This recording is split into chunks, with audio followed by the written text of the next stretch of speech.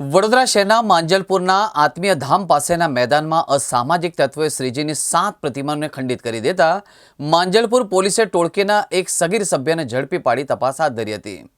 8 થી 10 યુવકોએ કેબલ મૂકવા બાબતે મૂર્તિકાર સાથે ઝઘડો કર્યો હતો અને ત્યારબાદ યુવકોએ મૂર્તિની તોડફોડ કરી હોવાનું માંજલપુર પોલીસે જણાવ્યું હતું।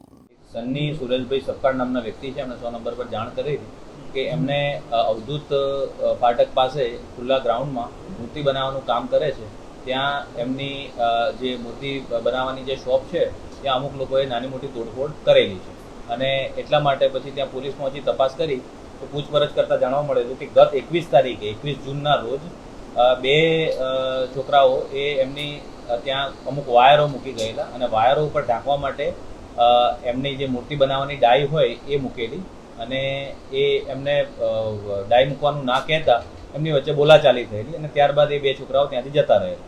એટલે એ બે છોકરાઓની શોધખોળ કરતા એક જે છે અક્ષય ભાઈલાલભાઈ માળી, એને પોલીસે એની પૂછપરછ કરતા એણે સ્વીકારેલું છે કે આ જે નાની મોટી તોડફોડ કરી છે એમાં એ વ્યક્તિ હતો અને એની સાથે ધવલ ઠાકોર એ બે નામના વ્યક્તિઓ છે। ધવલ ઠાકોરની હાલ પોલીસ શોધખોળ કરી રહી છે અને એક નોન કોગ્નિઝેબલ ફરિયાદ લીધી છે BNS કલમ 324 અને 54 મુજબ।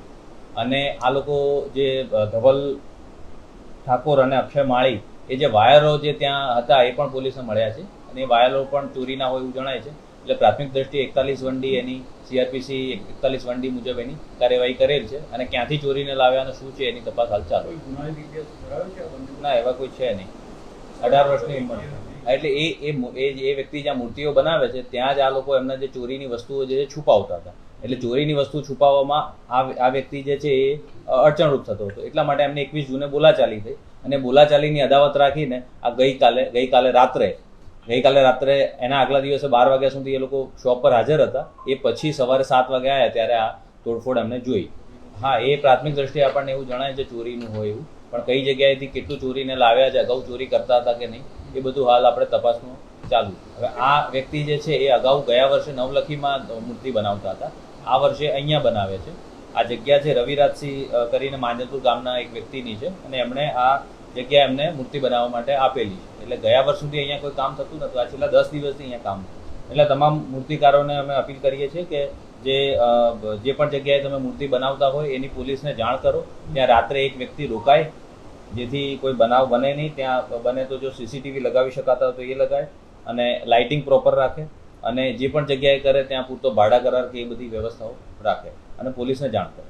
તો પોલીસ એટલે બંદોબસ્ત પ્રોવાઈડ થશે આ પ્રકારે કોઈ પોલીસને જાણ હોય તો પોલીસ કંઈક તકેદારી રાખી શકે નહીં। અમે અમારું PCR પેટ્રોલિંગ હોય છે, એટલે જે પણ આવા અમને આઈડેન્ટિફાઈ થાય કે આ જગ્યાએ મૂર્તિઓ બનાવે છે તે અમારી PCR પેટ્રોલિંગ, એટલા માટે જ અપીલ કરીએ છીએ।